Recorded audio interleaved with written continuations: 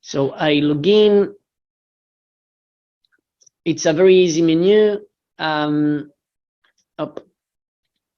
Very easy menu where I have my subscription, so where you can get your fees, etc. The historical.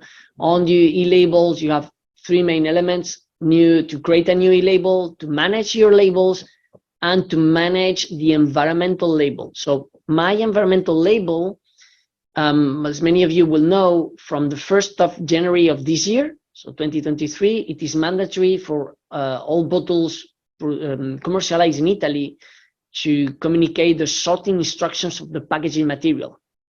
So we sign an agreement with an Italian IT company who has been working on this, so Junco, and directly through the platform you can get the services of Junco to generate the Italian environmental label and to present this information in different languages. So if you wish to upgrade, it's an extra to the eLabel platform. You can do it directly through eLabel platform to comply with Italian legislation. Let's go to create a new eLabel. So I will do wine. I will insert it manually, obviously, because it's the only process available today and for the European Union. The first thing I have to decide is which is the reference language in which I'm going to introduce the information. I will choose the English. This is the reference language that will be used by the platform to translate into the other language. And I will take quality sparkling wine, for example. Validate. You arrive to the product sheet. So some of the elements are mandatory, others not. If you want, as I was saying to you, if you want just to get your QR code, even today is very simple. You put an internal reference in here. You upload whatever image you want to upload, and that's it. You can get your QR code. You can validate and get your QR code and send it to the printer. If you want to include all the information, you go one by one and you can indicate all the relevant information. So name of the product, I will take a Spanish wine. So I will take Viñas Viejas, for example. The name of my company will be Bodegas Saranda. The image of the product, and then it is all voluntary information. You want to engage with your consumer, just put the maximum information you want. Video, I will say it's Cava. I put the logo, the color of the wine, it's a white one. So every time you see a scroll down menu, there is a database that will authorize the list of the automatic translation. The degree of alcohol, 13. Harvest year, I don't put it. Varieties, I will go for Xarel·la and Macabeo. Sugar content, let's say it is a brut. And then I go to the food business operator, the category of the food business operator, in accordance to the legislation, we'll say produce and bottle by. The name of the company, I said it was Bodegas Saranda. And San Sadurní d'Anoia. In case it is in an imported wine, you can indicate it. Net quantity, I will go for it, knowing that if I put this and I indicate my information in, if I bottle also in Magnum, I will need to create a new e-label. If not, I can eliminate this. Terms referring to production methods, classical method, and traditional terms, reserva, for example. I decide to go for the pictograms, and I go to the core of the platform, which is the list of ingredients. In case I have it, I can write it in here, use the editor, indicate the list of ingredients. But I will recommend to use, if you do it, you will not be able to translate automatically because it's free text. So I will recommend you to use the wizard. We are in the process of revising all the wizard at the light of the future delegated act and the rules that they present to you. But most of the rules, we foresee them because we propose to the commission, so they are already included. So the term grape as the raw material. Let's say that I put some no enrichment for this cava. I have used some malic acid, for example, and citric acid, some ascorbic acid, and on preservatives, you can decide to put the specific name of the additive, or use the term sulfite. So when you click sulfites, the others are eliminated. Some Arabic gum, and that's all. So tirage liqueur, let's say that I can put some sucrose. And for expedition liqueur, I decide not to indicate the details. Okay, so you receive the list of ingredients. It's up to you to modify the order. We are going to revise the order, but in general, the order should be okay. You see the preview, and I confirm. I go then to the energy. So you have three options. You can enter manually if you know the detail. It is calculated automatically in kilojoules and kilocalories. You can use a calculator. So the calculator, in accordance to legislation, needs to integrate the four elements that have an influence on the final content: the degree of alcohol, the grams of sugar, the organic acids, and the polyols. So for organic acid and polyols, we went to the scientific literature and we included the average values. So you can live with this. No need to get to the lab and get the detail. Grams of sugar, let's say that we have 2 grams of residual sugar.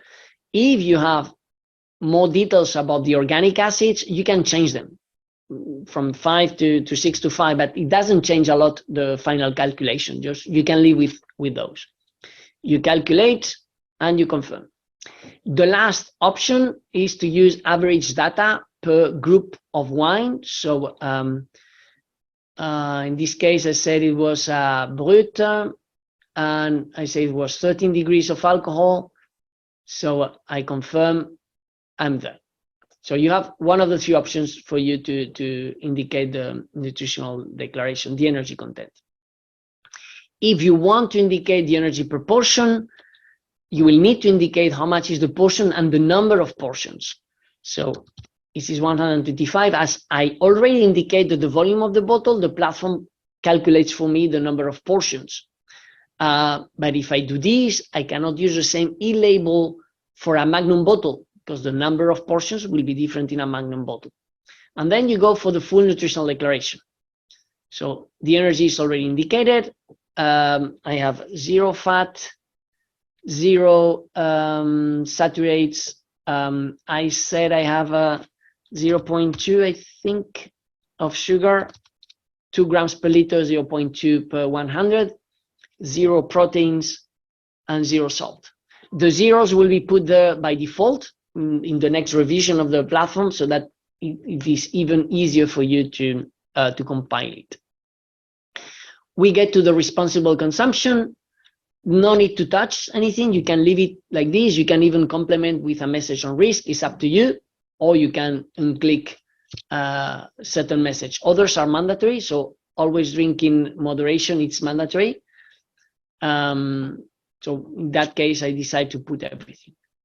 On the sustainability, again, you decide to put the logos you want. In case you have extra logos, you can include them. So let's say that my wine has also an ISO 14000, I can include it. In case you have other logos to indicate, you can upload it.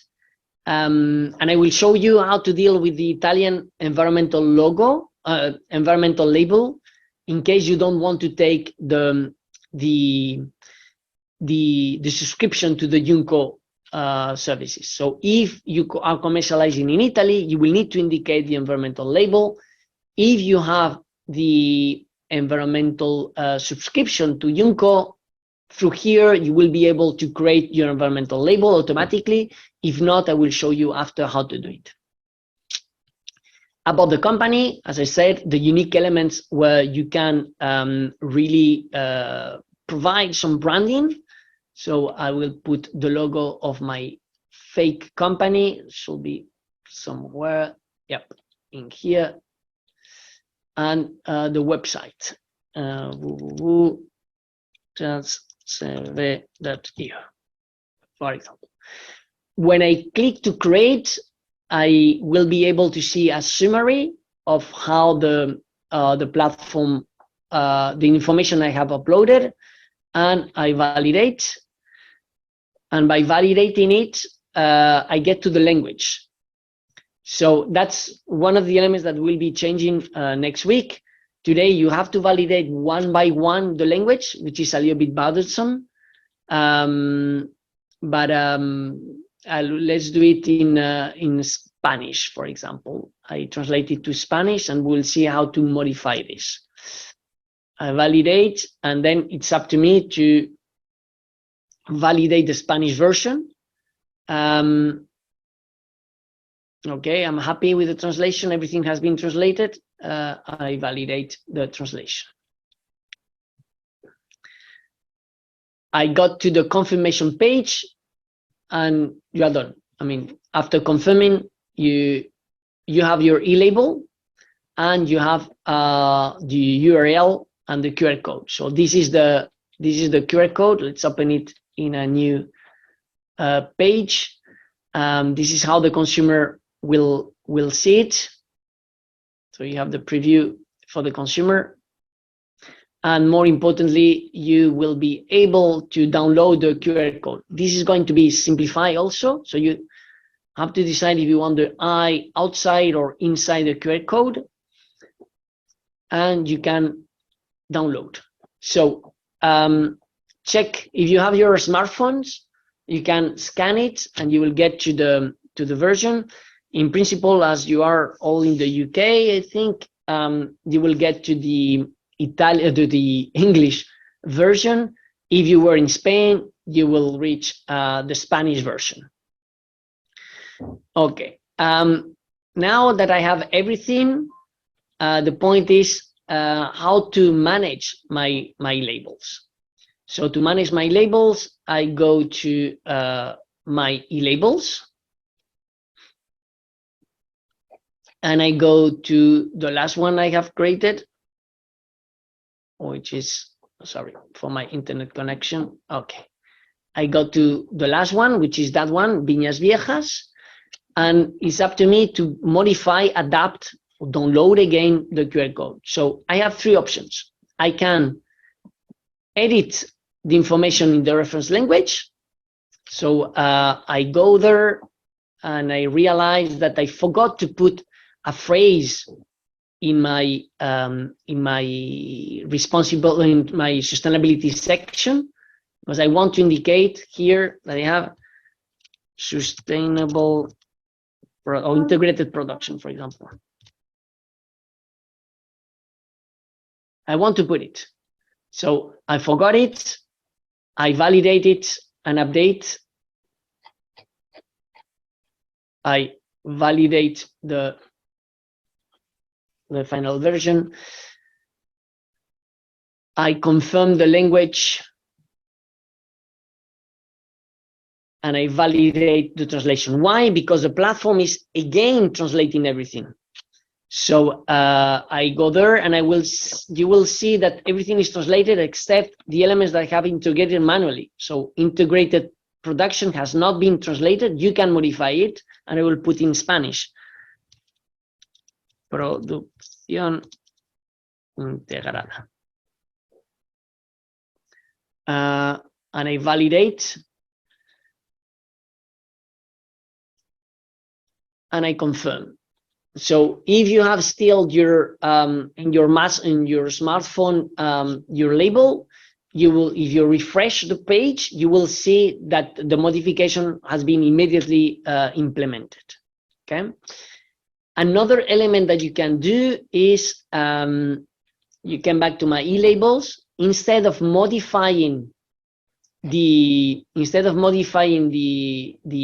reference language, you realize that finally your bottle is going to be commercialized in Italy. So you need to activate your Italian language. So you go there, you edit, and you said, I want to add or remove a translation. So I confirm, and I look for my Italian, and I had my Italian version. So the platform will translate everything into Italian. I go to my Italian version, and now I can include in the Italian version the Italian environmental label.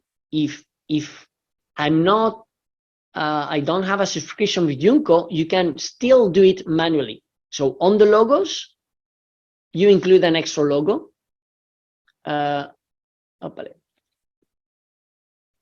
No, sorry. In here, in those logos, I include an extra logo, which is my Italian environmental label, which is in here.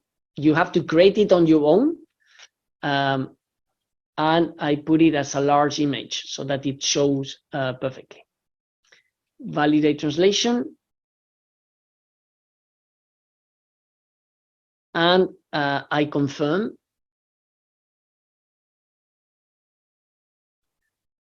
And now you will see, if you refresh your page, and I can do it in here. I think I open my e-label in here.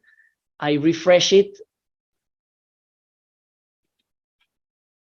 And now it will be also in Italian. And you will see that in Italian, you will have, only in Italian, I will have my environmental label already. So that's the way it works. As I told you, we are improving the functionalities, the features, and the consumer journey about it, industrializing also the process so that you can arrive with lots of SKUs and provide it from the beginning. And happy to respond to any questions you may have on the functioning of the platform or the legal framework around, etc., etc.